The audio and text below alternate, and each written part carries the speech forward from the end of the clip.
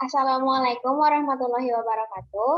Kami dari kelompok 8 dengan anggota Agung Pranatawinanda dengan NPM 211022 dan Hendra 211024, Tiara Pitaloka 211037 dan Citra Nisrina 211044 akan menjelaskan materi tentang hukum perkawinan. Di sini materi pertama ada pengertian hukum perkawinan akan dibacakan oleh Agung. Hukum perkawinan. Perkawinan menurut KUH Perdata adalah hubungan keperdataan antara seorang pria dan seorang wanita dalam hidup bersama sebagai suami istri. Adapun menurut pasal 1 Undang-Undang Perkawinan nomor 1 tahun 1974 menyebutkan bahwa perkawinan ialah ikatan lahir batin antara seorang pria dengan seorang wanita sebagai suami istri. Ikatan lahir yaitu hubungan formal yang dapat dilihat karena dibentuk menurut undang-undang. Hubungan mana mengikat kedua belah pihak dan pihak lain dalam masyarakat. Ikatan batin yaitu hubungan tidak formal yang dibentuk dengan kemauan bersama yang sungguh-sungguh yang mengikat kedua pihak saja. Antara seorang pria dengan seorang wanita, maksudnya dalam satu masa ikatan lahir batin itu hanya terjadi antara seorang pria dan seorang wanita saja. Suami istri adalah fungsi masing-masing pihak sebagai akibat dari adanya ikatan lahir batin. Tidak hanya ikatan lahir batin, berarti tidak ada pula fungsi sebagai suami istri. Yang menjadi dasar hukum perkawinan di Indonesia adalah Undang-Undang 1945 Pasal 28B ayat 1 yang mengatur hak seseorang untuk melakukan pernikahan dan melanjutkan keturunan. Bunyi dari pasal 28B ayat 1 adalah setiap orang berhak membentuk keluarga dan melanjutkan keturunan melalui perkawinan yang sah. Syarat-syarat pernikahan yaitu syarat-syarat nikah dan segala hal tentang perkawinan di Indonesia telah diatur dalam undang-undang. Syarat-syarat tersebut diatur dalam Undang-Undang Republik Indonesia Nomor 1 Tahun 1974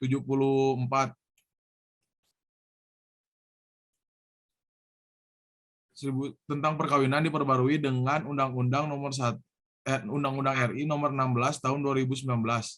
Syarat-syarat perkawinan termuat dalam bab 2 pasal 6 dan 7 Undang-Undang Republik Indonesia Nomor 16 Tahun 2019 tentang perubahan atas Undang-Undang Nomor 1 Tahun 1974 tentang perkawinan.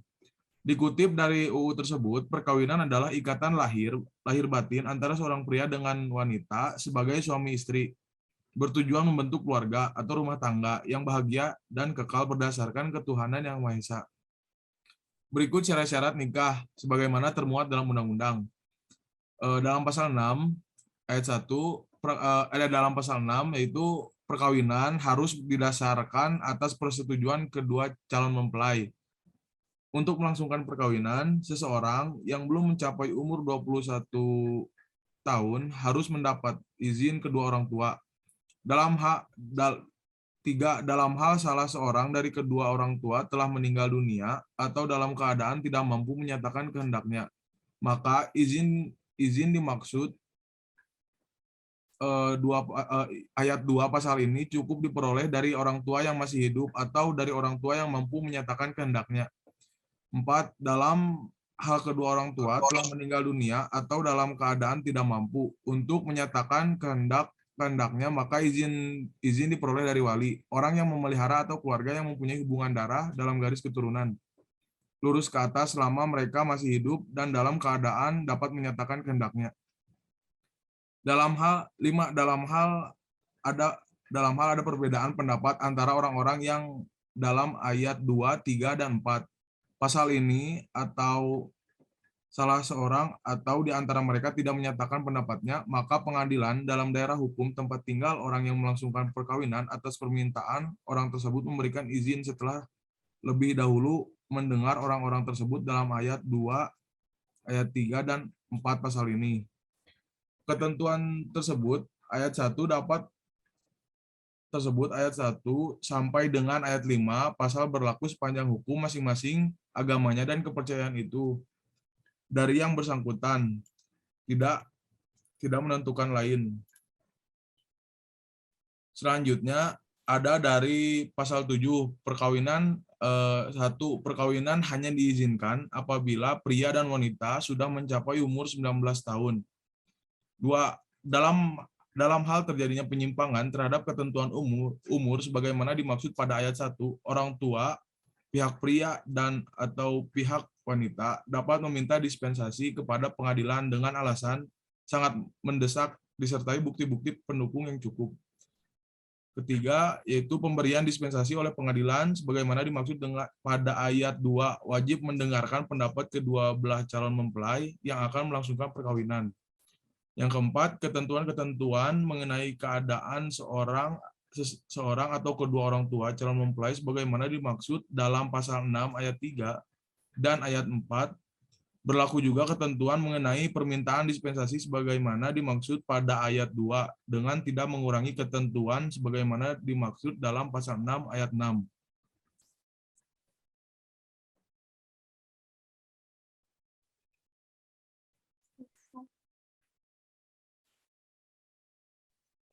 Baik, Kekuasaan orang tua. Kekuasaan orang tua menurut Undang-Undang Perkawinan Nomor 1 Tahun 1974 telah diatur dalam Pasal 45 ayat 1, Pasal 47 ayat 1, dan Pasal 48. Pasal 45 ayat 1 yaitu kedua orang tua wajib memelihara dan mendidik anak-anak mereka sebaik-baiknya. Pasal 47 ayat 1, anak yang belum mencapai umur 18 tahun atau belum pernah melangsungkan perkawinan ada di bawah kekuasaan orang tuanya selama mereka tidak dicabut dari kekuasaannya. Pasal 48, orang tua tidak diperbolehkan memindahkan hak atau menggadaikan barang-barang tetap yang dimiliki anaknya yang belum berumur 18 tahun atau belum melangsungkan perkawinan kecuali apabila kepentingan anak itu menghendakinya.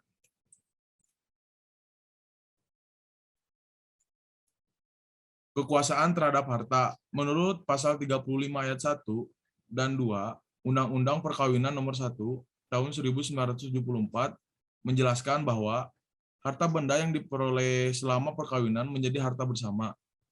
Dan yang kedua, harta bawaan dari masing-masing suami dan istri dan harta benda yang diperoleh masing-masing sebagai hadiah atau warisan adalah di bawah penguasaan masing-masing sepanjang para pihak tidak menentukan lain.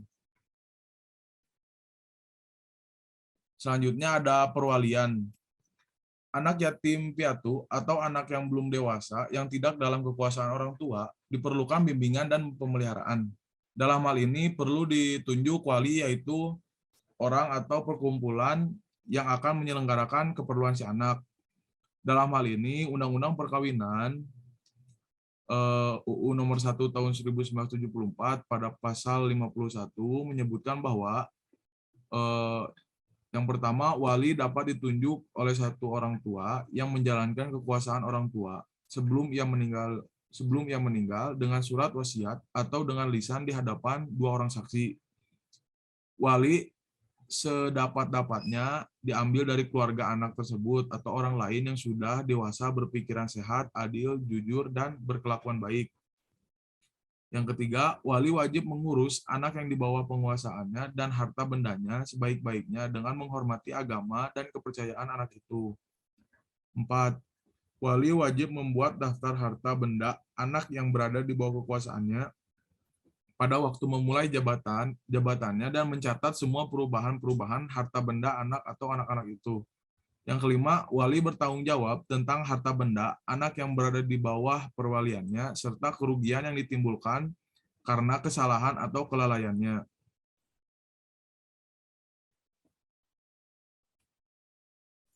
Selanjutnya ada materi ruang lingkup hukum perkawinan yang akan dibacakan oleh Danendra.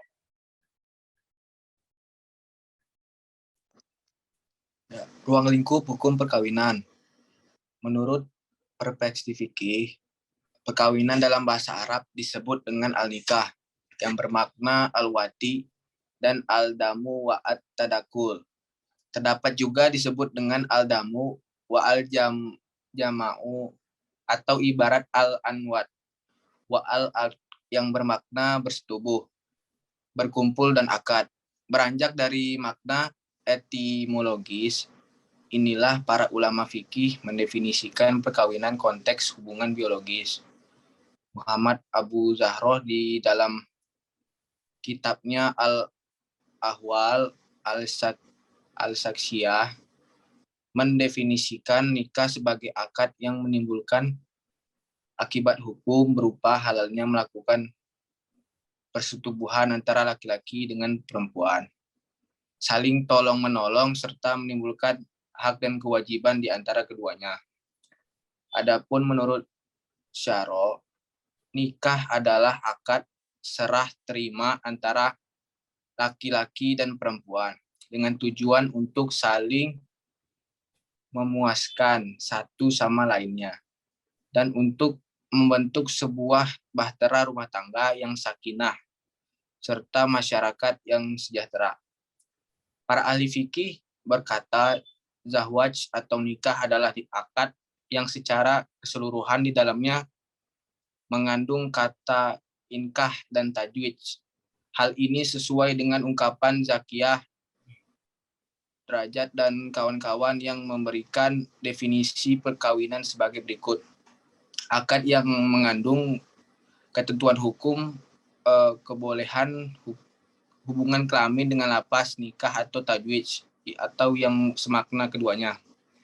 Di dalam Undang-Undang Perkawinan Nomor 1 Tahun 1974, seperti yang termuat dalam Pasal 1 Ayat 2, perkawinan didefinisikan sebagai ikatan lahir batin antara seorang pria dengan seorang wanita sebagai suami istri dengan tujuan membentuk keluarga, rumah tangga yang bahagia dan kekal berdasarkan ketuhanan yang Maha Esa. Next slide.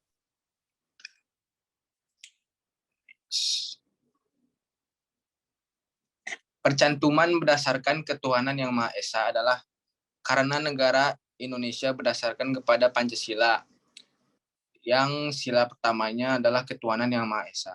Sampai di sini tegas dinyatakan bahwa perkawinan mempunyai hubungan yang erat sekali dengan agama, kerohanian, sehingga perkawinan bukan saja mempunyai unsur lahir atau jasmani, tetapi juga memiliki unsur batin atau rohani. Menurut kompilasi hukum Islam seperti yang terdapat pada pasal 2, dinyatakan bahwa perkawinan dalam hukum Islam adalah pernikahan yang akad yang sangat kuat atau misakon golidan untuk menaati perintah Allah dan melaksanakannya merupakan ibadah. Kata mitsakon golidan ini ditarik dari firman Allah Subhanahu wa Ta'ala yang terdapat pada surat An-Nisa ayat 21 yang artinya, bagaimana kamu akan mengambil mahar yang telah kamu berikan pada istrimu, padahal sebagian kamu telah bercampur dengan yang lain sebagai suami istri, dan mereka istri-istrimu telah mengambil dari kamu perjanjian yang kuat, mitsakon golidan. Agaknya tujuan pernikahan juga terdapat di firman Allah Subhanahu wa Ta'ala yang terdapat di dalam surat Ar-Rum ayat 21 yang artinya, di antara tanda-tanda kebesarannya ialah Dia menciptakan untukmu istri-istrimu dan jenismu sendiri, supaya kamu cenderung dan merasa tentram kepadanya, dan dijadikan di antaramu rasa kasih sayang. Sesungguhnya pada yang demikian itu benar-benar terdapat tanda-tanda kebesarannya bagi kaum yang berfikir. Next slide.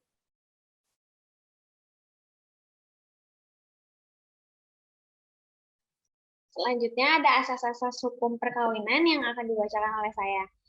Jadi, perkawinan ini memiliki sisi hukum perdata yang di dalamnya itu ada berbagai ketentuan yang akhirnya menjadi asas atau aturan dasar dalam perkawinan yang diatur dalam Undang-Undang Perkawinan. Yang pertama itu ada asas sukarela. Jadi dalam perkawinan, hal ini tuh penting karena kesukarelaan di antara kedua mempelai maupun orang tua yang akan melakukan perkawinan, yang termasuk yang bertugas sebagai wali. Dan yang kedua ada asas persetujuan. Asas ini saling berhubungan dengan asas sukarela karena ditandai dengan tidak adanya unsur keterpaksaan antara kedua belah pihak yang akan menikah. Misalnya, apabila ada sepasang manusia yang akan menikah, maka orang tua masing-masing harus saling mengetahui dan menanyakan persetujuan terlebih dahulu satu sama lain. Apabila pernikahan dilakukan tanpa persetujuan salah satu pihak, maka pengadilan bisa membatalkan pernikahan tersebut. Yang ketiga, ada asas bebas memilih. Jadi seseorang berhak atau bebas untuk memilih dan meneruskan perkawinannya dengan seseorang yang dia sukai atau yang tidak dia sukai. Jadi dia bisa melanjutkan atau bisa pula membatalkan perkawinannya. Yang keempat, ada asas kemitraan. Adanya asas ini karena adanya tugas dan fungsi dari setiap pasangan yang berbeda karena perbedaan kodrat manusia yang dijelaskan dalam Quran Surat An-Nisa ayat 34 dan Quran Surat Al-Baqarah ayat 187. Yang kelima, ada asas selamanya. Asas berbicara bahwa perkawinan adalah sesuatu yang dibangun untuk menciptakan jangka panjang. Adapun penjelasan semacam ini yang tercantum dalam Quran Surat Ar-Rum ayat 21. Asas ini juga menjadi dasar tidak diperbolehkannya nikah mut'ah. Yang keenam, ada asas monogami terbuka. Undang-undang perkawinan mengatur hal ini, tapi hal ini tidak bersifat mutlak. Undang-Undang Perkawinan Pasal 3 Ayat 1 mengatakan bahwa seorang suami hanya diizinkan memiliki seorang istri, begitupun sebaliknya.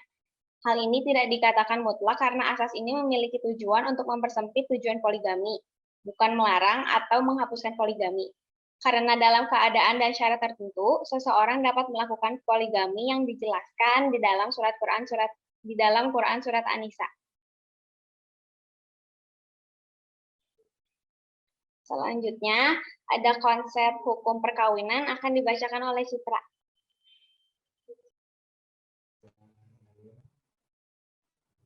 Berdasarkan hukum perkawinan yang digunakan di Indonesia, yaitu Undang-Undang Nomor 16 Tahun 2019 tentang perubahan atas Undang-Undang Nomor 1 Tahun 1974 tentang perkawinan, di Pasal 7 Ayat 1 berbunyi, perkawinan hanya diizinkan apabila pria dan wanita sudah mencapai umur 19 tahun.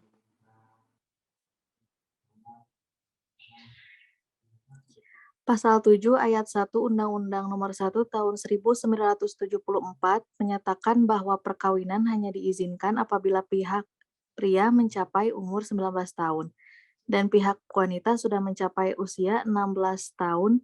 Ketentuan tersebut memungkinkan terjadinya perkawinan dalam usia anak pada anak wanita karena dalam Pasal 1 angka 1 Undang-Undang tentang perubahan atas Undang-Undang Nomor 23 Tahun 2002 tentang perlindungan anak didefinisikan bahwa anak adalah seseorang yang belum berusia 18 tahun, termasuk anak yang masih dalam kandungan.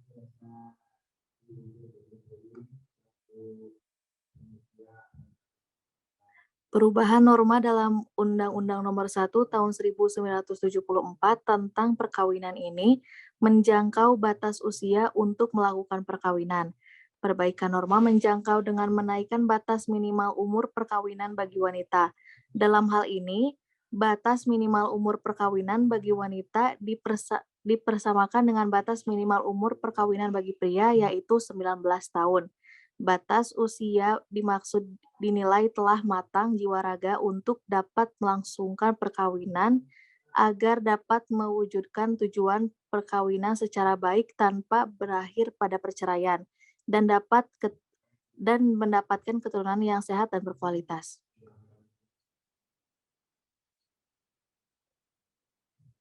Selanjutnya, di